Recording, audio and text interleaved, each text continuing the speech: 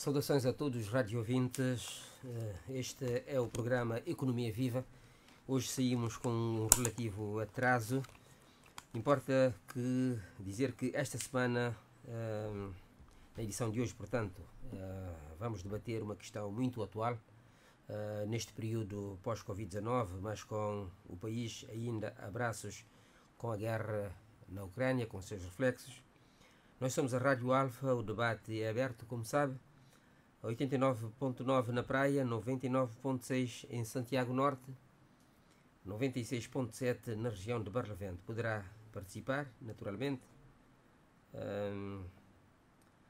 através dos seguintes contactos: 970 95 95, 970 95 95, mas também 930 3005, 930 3005. Avelino Bonifácio e Amílcar Batista são os nossos convidados residentes. Cumprimento desde já Avelino Bonifácio, muito bom dia. Bom dia. Muito obrigado por aqui estar mais uma vez. Amílcar Batista, muito bom dia. Amílcar Monteiro, bom dia. Amílcar Monteiro, agradeço a sua presença, fica a ratificação. Durante cerca de uma hora, já não vai ser uma hora, 30 minutos, portanto, eles vão ajudar-nos a dissecar o tema de hoje, turismo e desenvolvimento sustentável, como o turismo poderá ser o motor de desenvolvimento económico e social das comunidades locais em Cabo Verde. Eu lembro aqui que o Governo considera que a indústria do turismo tem já o seu espaço consolidado em Cabo Verde, enquanto indutor da economia nacional, inclusive avança com dados que falam no crescimento da procura dos últimos anos. 819.308 hóspedes visitaram o país em 2019, já lá vão quase 4 anos, e houve uma oferta de 21.059 camas também nesse mesmo período, em 2019, portanto. Isso num período após o qual fomos acossados pela Covid-19, como eu disse, e agora pela guerra da Ucrânia. De qualquer modo, no programa do Governo pode-se ler que há uma proposta lá no sentido de se atingir em 2026, dentro de 10 anos, portanto, uma procura não inferior a 1,2 milhões de turistas. É claro que não me parece que hoje o turista acorde logo cedo e se ponha na estrada em direção a Cabo Verde. Amílcar Batista, eu começo por si. Deixe-me antes perguntar-lhe, está preocupado com essa questão do movimento turístico enquanto um grande motor de desenvolvimento, não só em Cabo Verde, em qualquer parte do mundo?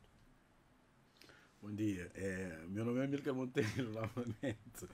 Não, sim, eu estou a acompanhar o fluxo turístico em Cabo Verde há alguns anos, posso dizer até há mais de uma década, e há um conjunto de preocupações que se mantêm.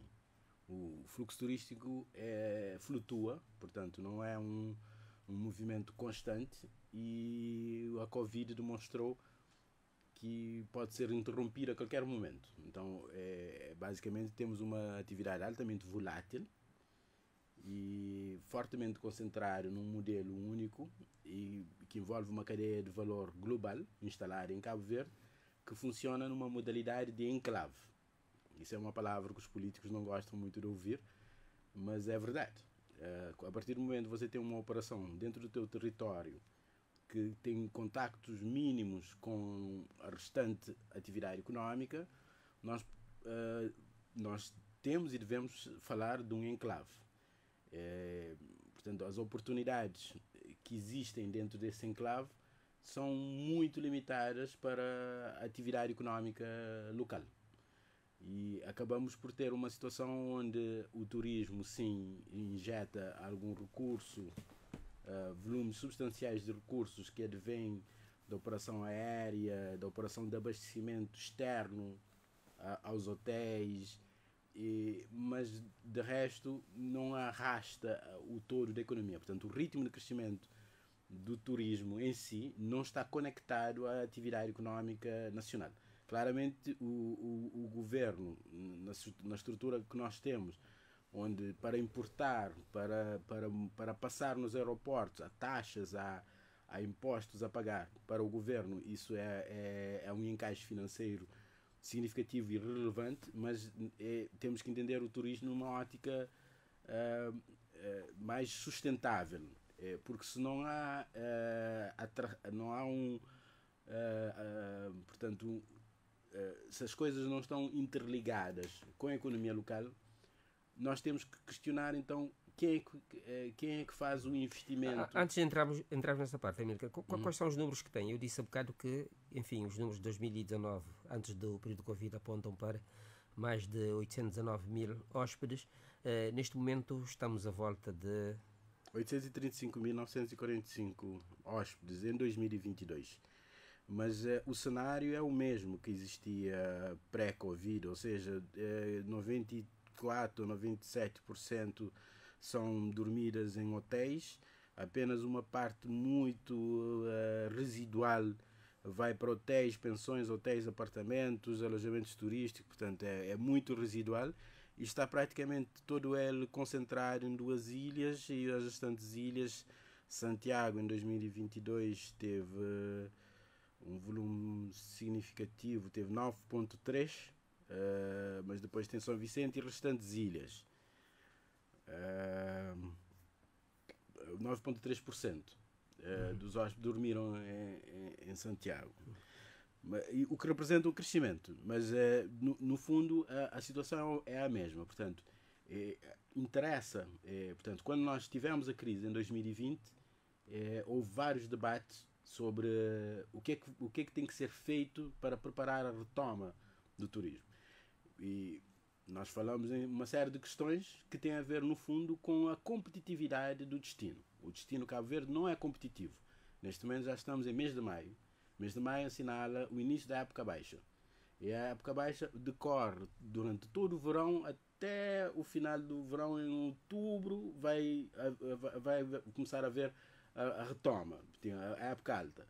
Mas neste período de baixa há sempre picos, porque os imigrantes vêm, porque algum turismo residual vem para Cabo Verde, mas nós precisamos entender o contexto global. Quer dizer, no verão, quer o norte da Europa, quer o Mediterrâneo, quer o norte da África, quer a Micronésia, estão abertos ao turismo. Portanto, temos aqui linhas de competição muito fortes. Sim, a oferta em termos de qualidade e em quantidade é enorme. Portanto, Cabo Verde fica com apenas o mercado de inverno, onde todo esse outro grande mercado está fechado, e Cabo Verde acaba por ser mais competitivo durante o inverno. Avelino Bonifácio, ainda assim o Governo insiste que em 2026, mais 2 anos e meio, digamos assim, e conseguir 1,2 milhões de turistas. Isso é possível ou são cenários enfim, tendo em conta esse quadro que o Amílcar descreve de outros destinos, é um cenário impossível de se alcançar? Bom dia. É um cenário muito difícil de ser alcançado em 2026. Eu diria que o turismo é uma indústria que a nível mundial veio para ficar. Portanto, eu não vejo uma alternativa à tendência de crescimento da indústria turística no mundo.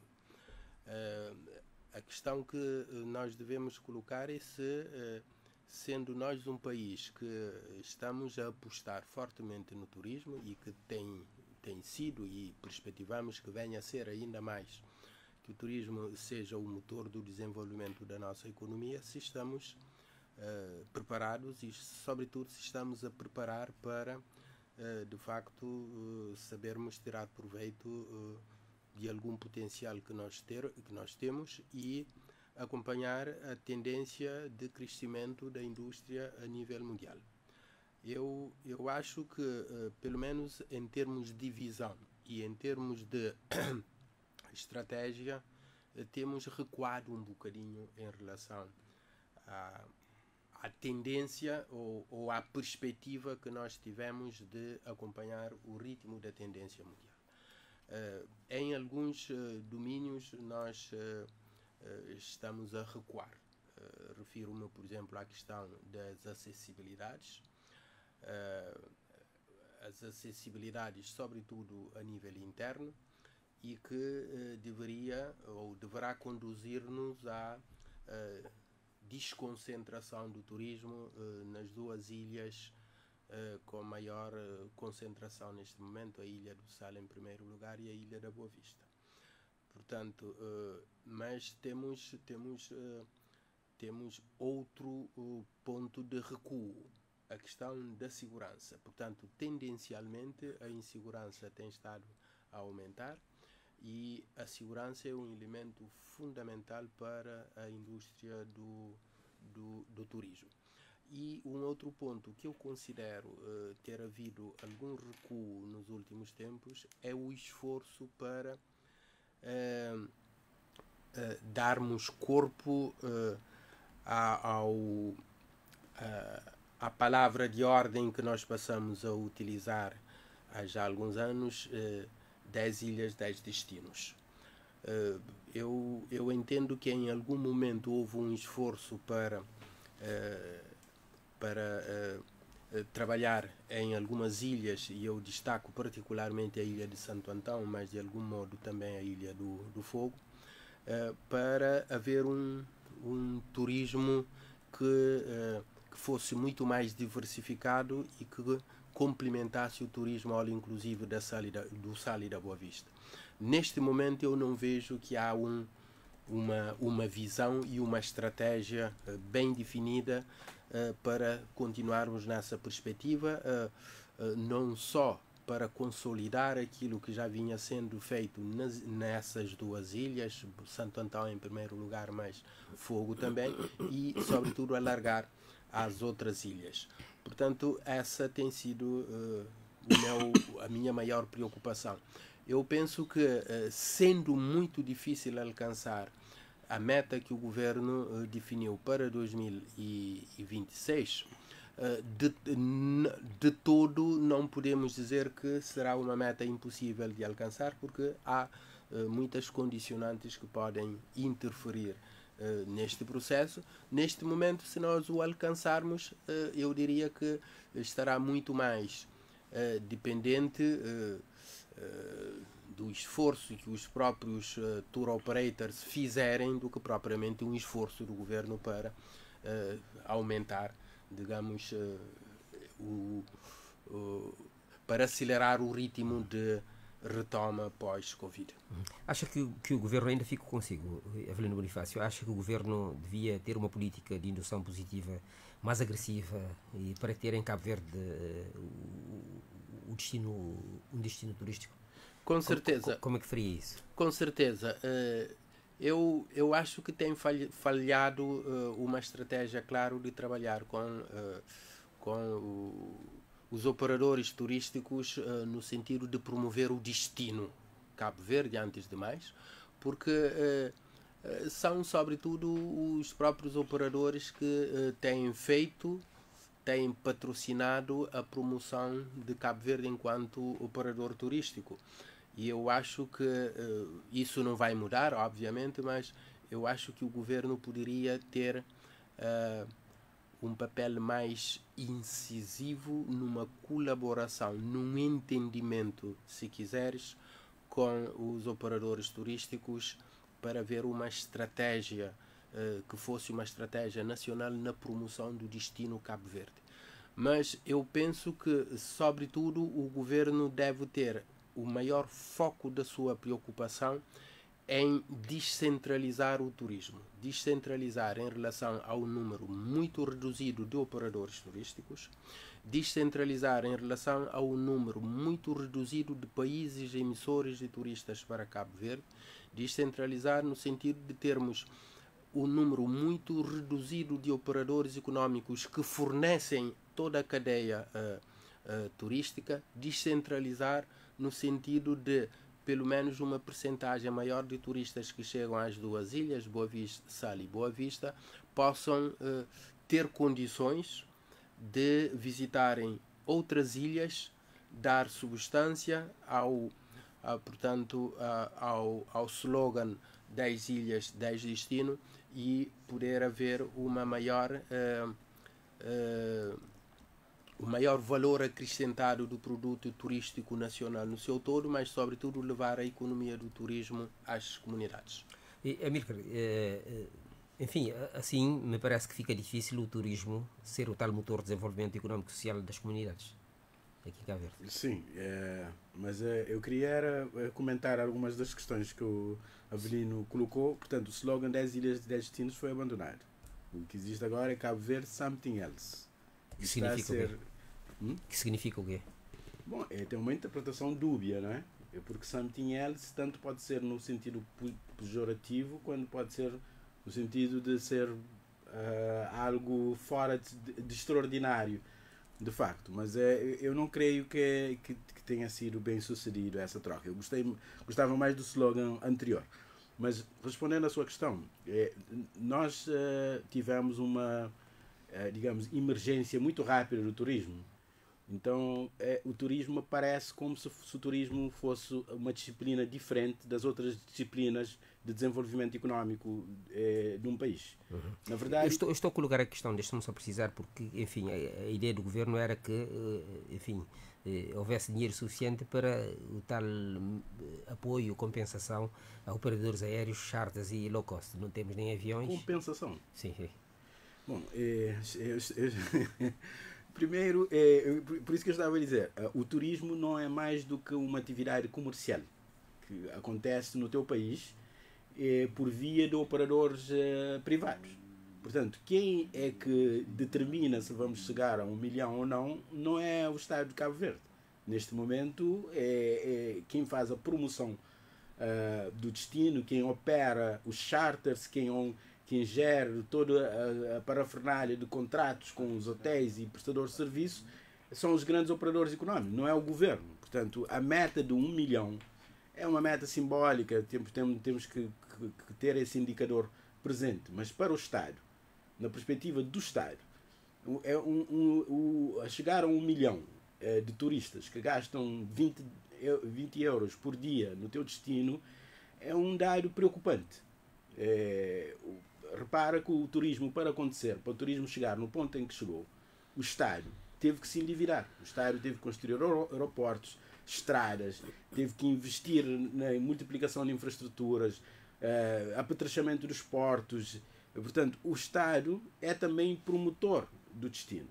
Neste momento, a estrada da Ilha do Sal, a estrada que liga os hotéis ao aeroporto, está completamente estragada. Quem é que vai investir nessa estrada? Portanto, eu lembro que para fazer a Avenida dos Hotéis houve todo uma celeuma à volta de onde é que viria o dinheiro e acabou-se por arranjar forma de investir. Já não recordo qual é que foi a forma.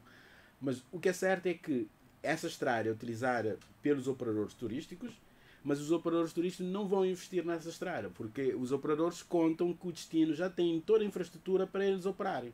Portanto, compete ao Estado entender como é que os operadores trabalham para podermos escamar melhor esse bolo que o turismo gera. Um dos grandes operadores é responsável por mais de 500 mil visitantes em Cabo Verde. Um dos grandes operadores. Portanto, esse operador sobrecarrega a economia de Cabo Verde com determinados custos que têm que ser considerados. Não são só receitas. Há receitas, eventualmente, mas há custos. E há custos físicos. Há manutenção de estradas, há poluição, há tratamento de lixo, há uma série de questões que têm que ser consideradas. Portanto, quando descemos para a questão do desenvolvimento local, as câmaras municipais, principalmente da Boa Vista e do Sal, estão confrontadas com um ritmo que não existe no resto do país. Um ritmo de dinâmica, de número de carros que estão a pedir licenças, de número de lixo que tem que ser recolhido e tratado, de pessoas que são necessárias para preencher vagas nos hotéis. Portanto, esse ritmo, se não for entendido, sufoca as câmaras municipais. E o que temos na Boa Vista são dados muito contraditórios. Portanto, de um lado, se formos na estatística, vamos ver que a Boa Vista representa o rácio de pobreza mais baixo em Cabo Verde e uma taxa de emprego dos mais altos em Cabo Verde. Mas, do outro modo, a pobreza na Boa Vista é mais visível de qualquer parte do território. É mais alto do país. E o PIB per capita também é mais alto do país. Sim, o PIB per capita é mais alto. O PIB per capita é mais alto do país? Sim.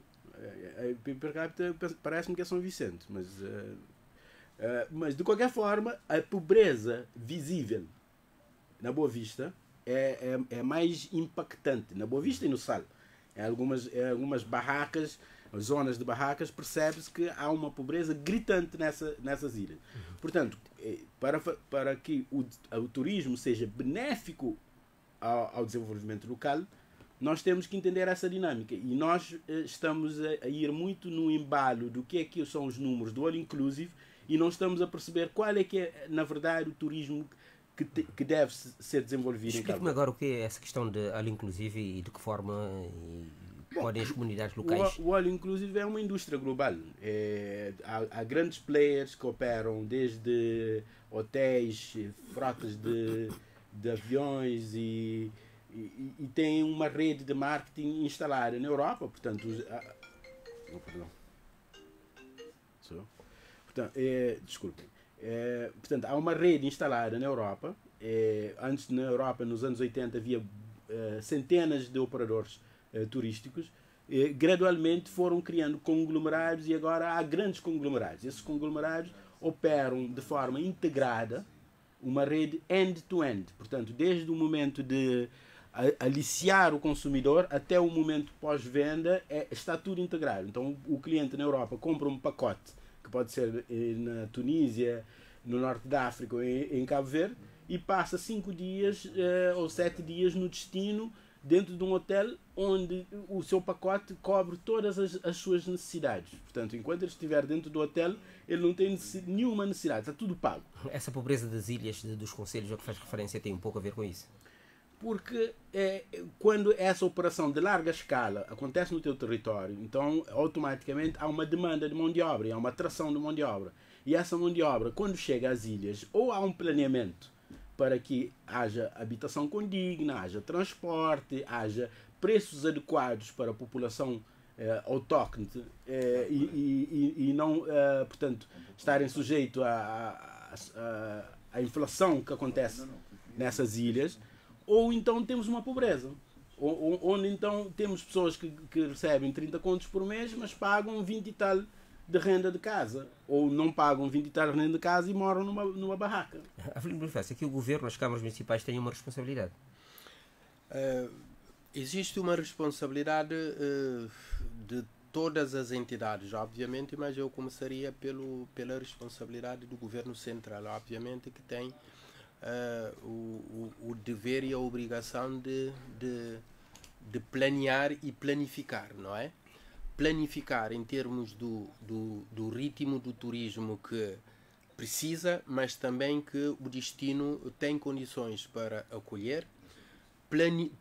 Planear no sentido de criar as infraestruturas com condições para acolher o turismo e com o ritmo que também a economia e o ambiente suporta. E planear tem a ver com infraestruturas físicas e tem a ver com serviços desde educação, de saúde, de formação e particularmente do saneamento básico, não é? E infraestruturas estamos a falar desde aeroportos, de portos, de estradas, mas também a produção e distribuição de energia elétrica, de água e de saneamento, quer no sentido de saneamento, rede de águas residuais, quer saneamento de resíduos sólidos, portanto recolha e tratamento, e de qualificação de mão de obra. E quando falamos da infraestrutura, o Amílcar fez referência a isso, por exemplo, as habitações. Ter habitações em quantidade e em condições que sejam condignas para acolher o ritmo de crescimento acelerado da população, que normalmente é população migrante, que vem das outras ilhas ou de outros países, porque há oportunidades. Portanto, essas populações são atraídas por oportunidades, mas a quantidade de pessoas, quer turistas, portanto, quer aquelas que são atraídas pelo turismo, cria uma pressão extremamente forte, sobretudo sobre os serviços que são disponibilizados pelas autarquias. É por isso que as autarquias têm muita dificuldade em atender a demanda, sobretudo a nível do saneamento, porque as receitas que o turismo traz neste momento e que são cobradas particularmente às entradas e no serviço all inclusive, as receitas não chegam em proporção para permitir as idilidades criarem as condições para dar vazão ao tratamento, à questão do saneamento básico, por exemplo, a questão da habitação, mas também a questão da própria segurança, que neste caso, e do sistema de saúde, que neste caso tem a ver com as atribuições do Governo Central. Não sei se quer comentar ou quer me responder. Eu noto que muitas vezes há uns aspectos que atravessam os seus artigos em revistas, em jornais, que têm a ver com a valorização dos recursos naturais, históricos, culturais e humanos em todas as ilhas. O que eu queria lhe perguntar, de que forma podemos diversificar o turismo, desconcentrá-lo numa perspectiva sustentável, de modo a que esses espaços se mantenham preservados? Sim, porque na verdade nós temos que separar as duas coisas e entender que o turismo all inclusive acontece pela via dos operadores internacionais. O turismo espontâneo que chega a Cabo Verde, portanto, que não vem dentro do pacote, esse turismo tem o maior potencial de criar links com a economia local. Portanto, uma pessoa que venha para a praia e fique hospedado numa pensão ou num hotel local, estará a consumir alimentação, transporte, comunicação, portanto, e isso implica um valor significativo por mês muito maior do que o All Inclusive representa. Portanto, nós não estamos aqui a rejeitar o All Inclusive, mas a criar um entendimento do que é uma coisa e que é a outra.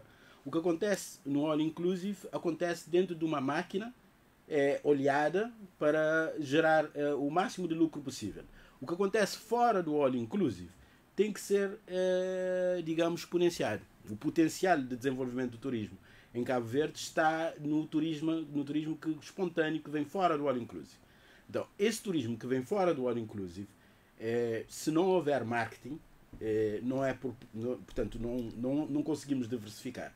Se não houver ligações internas, transporte para permitir o turista venha a Cabo Verde, passe 10 dias e conheça todas as ilhas, então não há potencialização.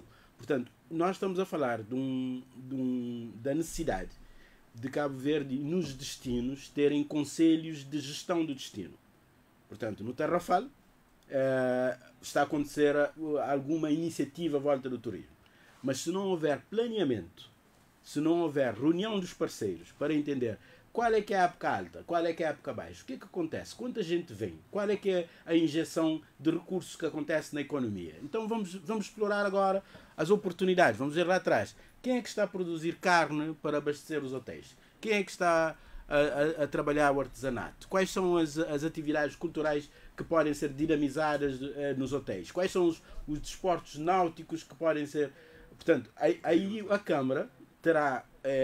portanto, isso vai acontecer, é que as pessoas veem enorme potencial à volta do turismo. Mas, na prática, quando o turismo vem no All Inclusive, há um tipo de seguro que garante a integridade dessa pessoa, que inibe essa pessoa de participar em atividades que não estejam dentro dos patamares mínimos de requisitos de segurança. Por exemplo, na Boa Vista, os tour operators não aceitam, não aconselham a utilização de viaturas de caixa aberta. Aliás, desencorajam mesmo. Exato. Proíbem, ou de certa forma, inibem os seus turistas de participar. Portanto, criam uma reserva de mercado. Mas quem entidade deve desmistificar essa questão? Aí é que está. Turismo é negócio e atividade económica. Portanto, se o país dorme à mercê da dinâmica dos operadores internacionais, então o que acontece é uma série de efeitos que nós não temos controle. Como resolver essa questão, Avelino? O governo, as idilidades devem permanecer, enfim, silenciosas e continuar a ver isso acontecer? Não deveria haver um espaço dentro do... Não devia haver um mecanismo interno dentro dos hotéis obrigatório, no sentido de mostrar o que há fora do quadro do All Inclusive? Dentro dos hotéis, se nós estivermos a falar nas entranhas dos hotéis, você não pode entrar tanto nas entranhas dos hotéis para impor. Agora, nós somos um país autónomo, portanto temos a nossa soberania e as nossas políticas devem ser definidas por nós, obviamente em diálogo, em concertação, tendo em conta o princípio de win-win. Ganham os operadores, mas ganham os operadores e os operadores continuam quando o país também ganha. Não podemos admitir que no nosso país o turismo ganha, ou melhor dizendo, para ser mais preciso, os grandes operadores ganhem e o país perca. Portanto, esse turismo nós não precisamos e cabe às autoridades nacionais, particularmente ao governo, definir e fazer e ter condições para que a sua política de turismo nacional seja cumprida. E eu entendo, estou plenamente de acordo com a Amílcar, de que o all inclusive tem muito menos possibilidade de deixar receitas e de incluir as comunidades no benefício do turismo do que o turismo espontâneo que vem a Cabo Verde. Mas esses aqui são muito poucos. Sim, uma percentagem pequena, infelizmente, porque falta política para acelerarmos isso. Mas eu acho que mesmo no All Inclusive nós temos e temos que ter condições para fazer com que haja maior agregação de valor de valor nacional nesse turismo All Inclusive. Eu insisto, por exemplo, eu não entendo que um país com mais de 200 vezes o território mar do que território terra em Cabo Verde, com algum potencial do pescado, nós tenhamos que importar peixe praticamente na sua totalidade para que os hotéis all inclusive servem os seus hóspedes com alimento. E temos ao mesmo tempo cerca de 90 embarcações da União Europeia a pescar nas nossas águas económicas exclusivas. Eu entendo que, da mesma forma que nós devemos impor que uma percentagem desse pescado aqui em Cabo Verde fique para gerar emprego, também devemos ter condições de impor que esses grandes hotéis se abastecem, por exemplo, em pescado, a partir do pescado nacional. Quando eu digo impor, eu não estou a falar de decretar qualquer coisa, a obrigar que assim seja. Agora, negociar, discutir, saber que condições têm que ser criadas, nomeadamente no domínio da qualidade, das certificações, etc., e isso aconteça. Portanto, e depois ter uma estratégia aí, e aí particularmente tem que ser uma política e uma estratégia das autoridades nacionais. E eu entendo que, inclusive, nesse particular, os municípios devem ter um papel muito mais grande de promover os destinos ilha, os pequenos destinos. Portanto, para fazer com que a economia local insira de facto no turismo. Veja, se a produção agrícola de Santo Antão poder chegar a Sal e Boa Vista, veja, por exemplo, se a produção da Ilha de Santiago, da Ilha do Fogo, da Ilha de São Nicolau, poder chegar ao Sal, poder chegar a Boa Vista e ser utilizado tudo portanto, nos resorts all inclusive.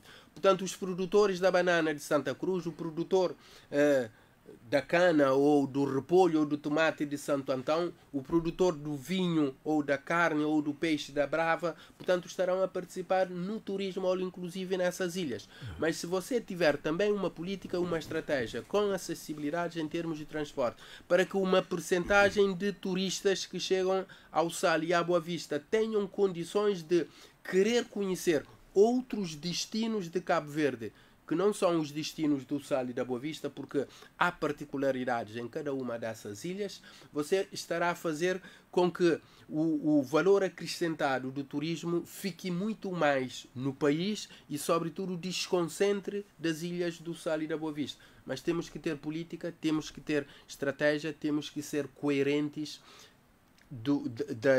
das opções de políticas que enunciamos com a sua concretização. Nós enunciamos muita coisa e fazemos muito pouco.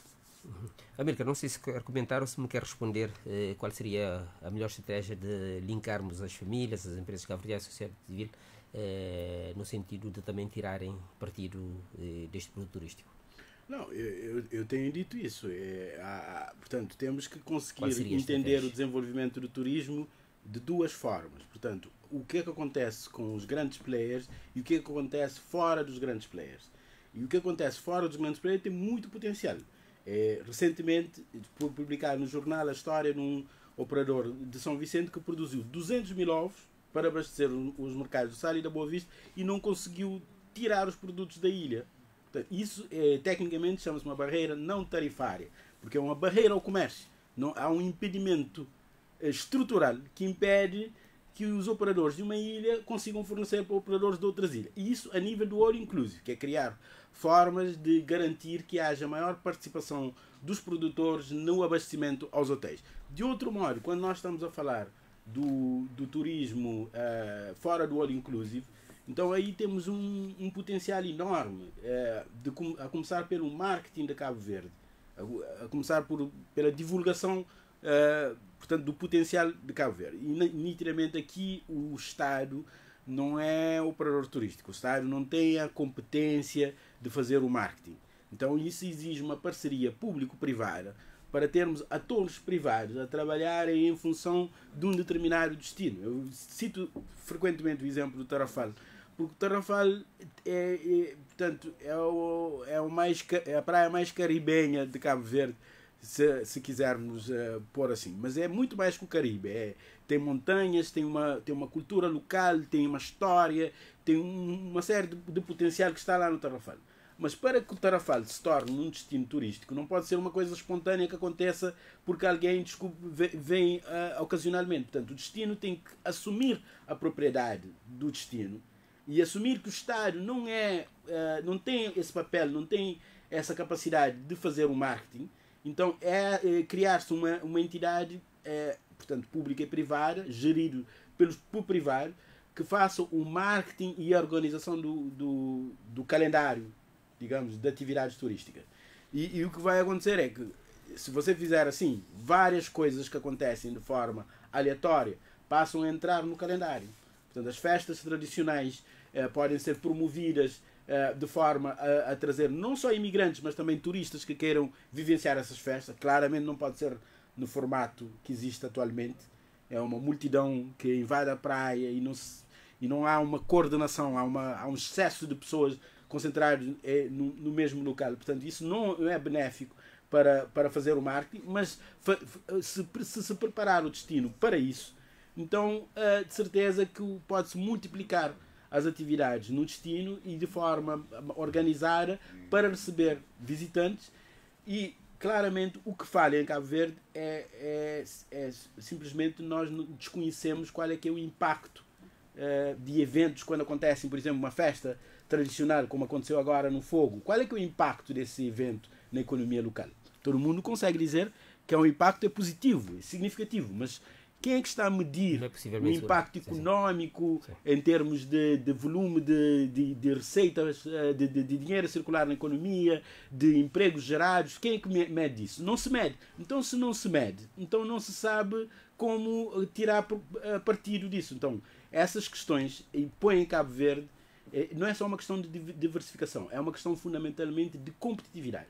O destino não é competitivo, não está armado para a competitividade. Se nós formos ver o ranking da competitividade do turismo, Cabo Verde é top em termos de número de aeroportos por número de habitantes, em termos de paz social, não há atos de terrorismo, há uma série de questões mínimas, mas nos aspectos essenciais, Cabo Verde perde. Em termos de integração da cultura na oferta turística, Cabo Verde perde para todos os países da África Ocidental. Avelino Bonifácio, tem 2 minutos, já estamos no fim do programa. Eu prefiro utilizar os meus dois minutos para perspectivar melhor, digamos, o que eu espero que aconteça daqui para frente. Eu penso que deve haver uma muito maior colocação de foco das autoridades públicas na diversificação do turismo que chega a Cabo Verde, do all inclusive para as outras ilhas. Ou seja, eu às vezes fico com a percepção de que há uma tendência para diabolizar o all inclusive. O all inclusive não é mau. O all inclusive será mau se nós cruzarmos os braços e ficarmos apenas no all inclusive e não acrescentarmos valor ao all inclusive.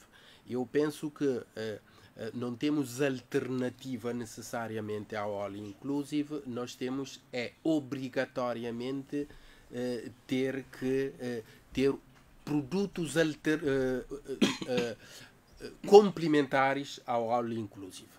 E complementar o all inclusive é ter ofertas, ter acessibilidades para que haja a possibilidade dos turistas que chegam nas ilhas que recebem o all inclusive para poderem ir. Portanto, não serão muitos, mas se nós conseguirmos tirar 15 ou 20% dos turistas que chegam no Sal e da Boa Vista, estamos a falar em cerca de 200, 300 mil turistas que viajam, utilizam transporte público, utilizam alojamentos, utilizam alimentação, o lazer e o artesanato, um conjunto de produtos nas outras ilhas. Portanto, é importante que nós tenhamos isso. E ter ofertas inclui obrigatoriamente a cultura, a história,